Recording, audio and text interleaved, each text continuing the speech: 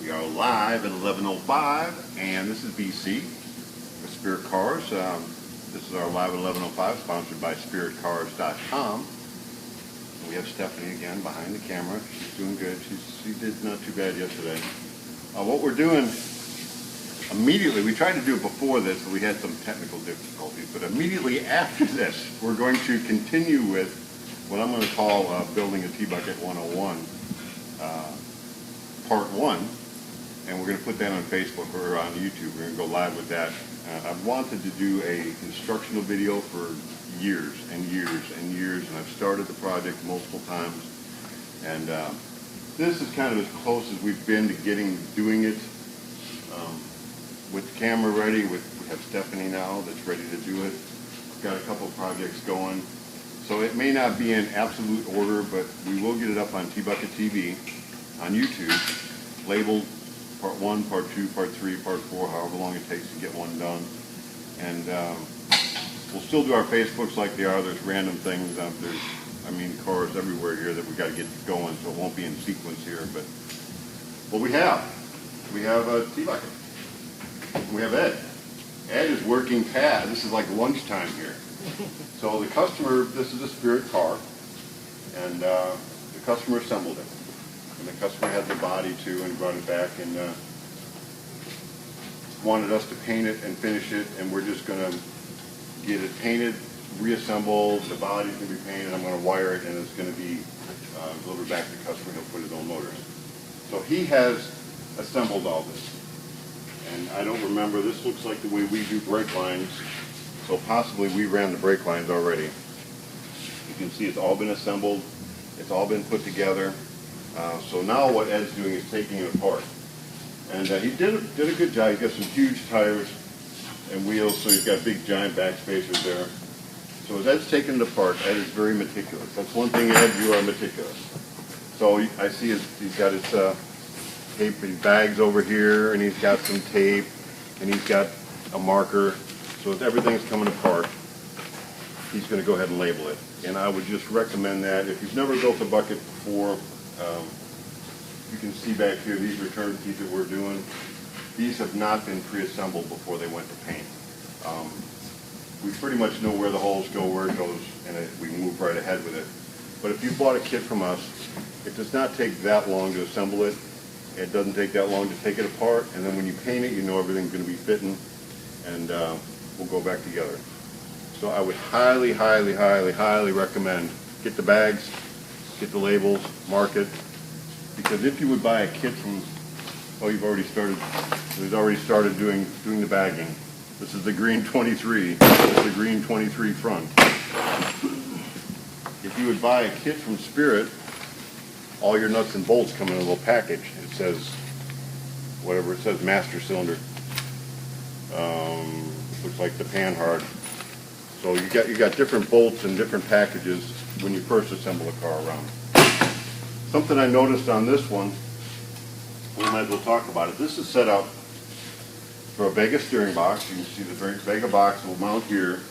There's a pitman arm that comes up, and we'll show you on the other car over there. And it comes across, and they call it a slingshot steering setup rather than a cross steer. If you get a picture of this right here, see this piece here? It kind of looks like a slingshot. I'm guessing that's why they named it like that. I think so. Yeah, probably. So if you put a rubber band on there, you took this upper arm off, you could probably shoot the neighbor's cat. But I wouldn't recommend that because PETA, some guys, they don't like to do that. I see a problem here. It works. A lot of people will do this. I've seen it many times, and the car will work. There is a thing called an Ackermann angle on it. And what happens when you turn, say you turn to the left, what you want is your left wheel to turn sharper than your right wheel because the arc coming around in the circle. Now, but when you turn right, it's got to go just the opposite. Your right wheel's got to turn sharper than your left wheel to keep that same arc. Otherwise, you're going to push. If you look at these steering arms, and you see the angle of these steering arms, can we see that looking down straight there? We see the angle of that steering arm, and I'm going to move this little table for you. Get a straighter look at it. Can you get both of them at the same time? Mm-hmm. Now if you see these arms coming out, they're going out at an angle like that. What you want, the Ackermann angle is, he figured it out, that's the guy's name. If these arms were turned around and put on this side, and the drag link was behind, one, you wouldn't run into something and bend your wheels both in. But two, the angle of the steering arm, if you made a direct angle, it would go directly to the center of the differential. So that is the Ackermann angle. We're not going to go into the mathematics of it, but if you basically have that triangle happening, what will happen when you turn left? The left wheel is going to turn more than the right wheel. When you turn right, the right wheel is going to turn more than the left wheel. So FYI, that will work. Your car will push a little bit. If you hit something in the front, it'll bend this rod, and when this rod bends, it'll take your both wheels in. But this is the drag link right here. And since we're steering our left wheel, there's going to be a steering rod that goes across the pitman arm. We're steering our left wheel, and you can see this rod steers the right wheel. So we're steering the left wheel, and the left wheel is steering the right wheel. What you have on an axle here is a 4-inch drop axle. It's a spring over setup. It's a spring behind setup. The original axles were spring over. They would have a hole here, and the spring would come up over the top of the bat wing. But to get a little extra lowering on the car, years ago, I'm not sure who did it in the first place, but moved the axle behind, actually lowered the axle down. It's lower than what it would be on a spring over, and then we have a spring perch. It's kind of a traditional look for a TBucket. We have radius rods on here. If you look at these, this is what we call a spirit style radius rod. Can you see that very well? You can, okay. So this is our spirit style radius rod. There's another one that's called a hairpin, which is on this one over here. You can see this is called a hairpin. Now you know why that would be called a hairpin? Because it looks like a hairpin? It looks like a hairpin. I've never used one, but I think it looks like a hairpin. It could be a paper clip. We could call it the paper clip front end, but nobody knows what we're talking about. What we're going to do, we're going to disassemble it, take the brake lines off. Rear end, this is, again, these are radius rods. It's our spirit style radius rod. You can run a 4-link. You can run triangulated 4-link. There's lots of ways to do it. You can run a wishbone. There's no one way to make it work.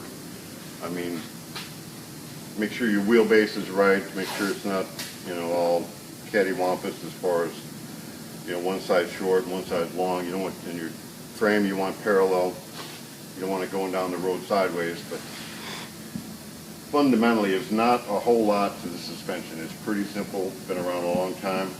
We use a 10-bolt rear end. Works real well. It's a strong rear end. This one happens to be disc brakes. So this one's coming apart. Getting ready to go to finish. We're going to have it finished.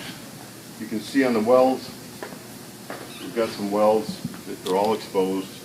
You can see our welds. You can see welds around here. This has sat for a little while, so it's got a little bit of rust on it, but that'll all be sanded off, sandblasted off, whatever you want to do. I got a couple cars here that we've been working on.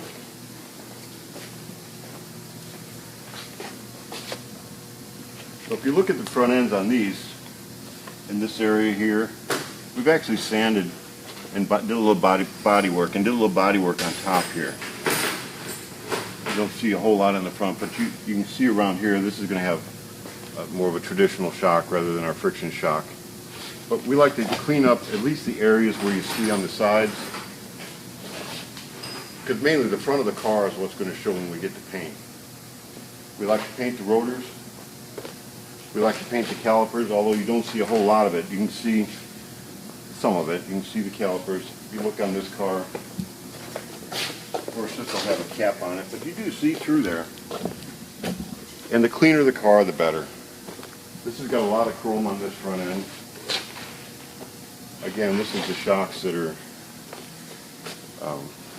just more of a traditional type shock. We've got a spring or perch cover. For those of you who've been watching this show, it's this is, you could say part 2. We did this one yesterday, I believe, didn't we? I was putting the low car shifter on.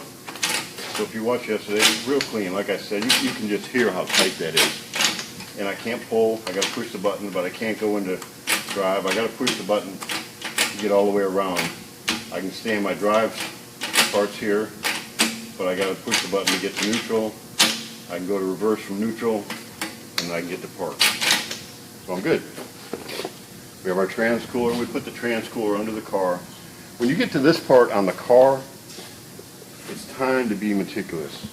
Don't skip through. It's easy. I don't know. It's easy for me to do 40 things at once. But once I start getting to this area, I really like to stay focused.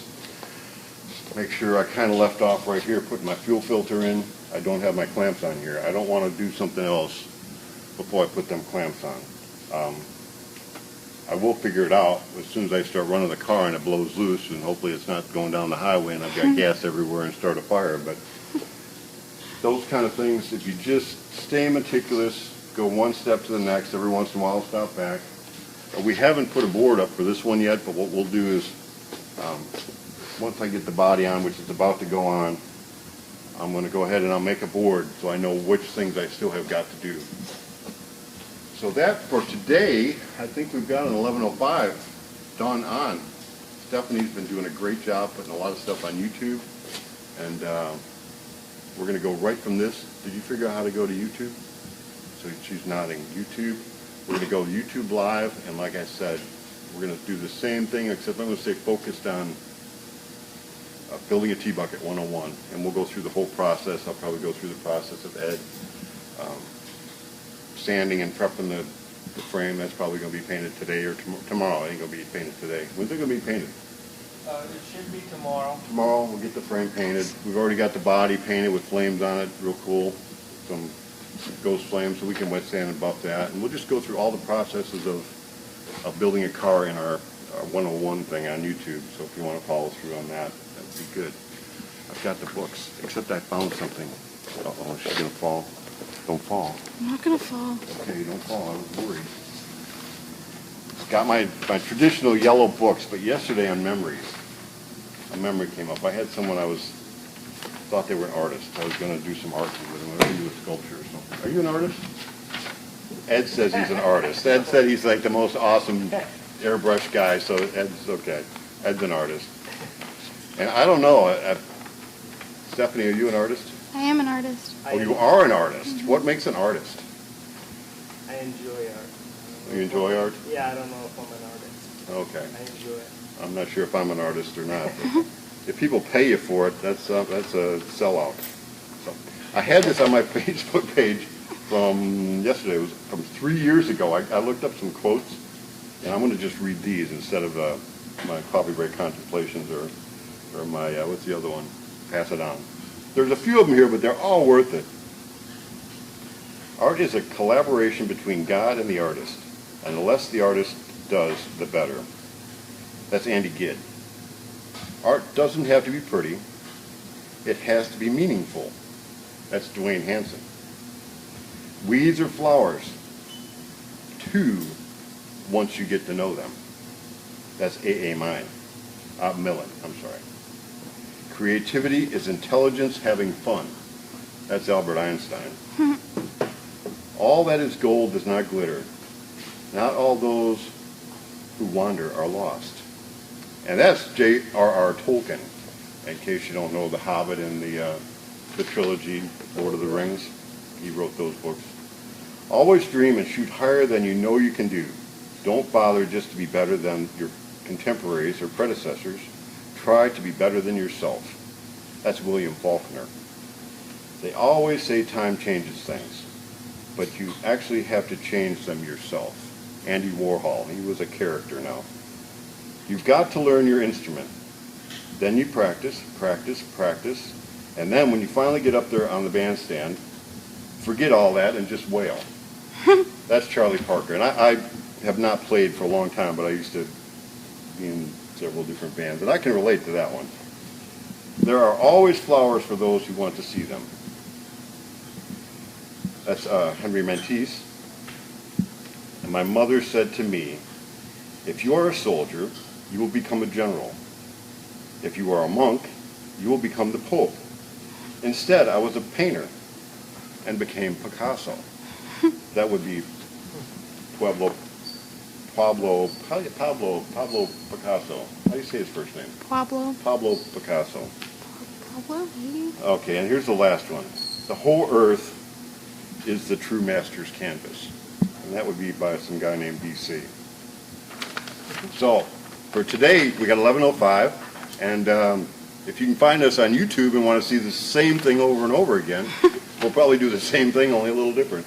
That'll be up to Stephanie, though, if we go on live right away. Till tomorrow, have a good day.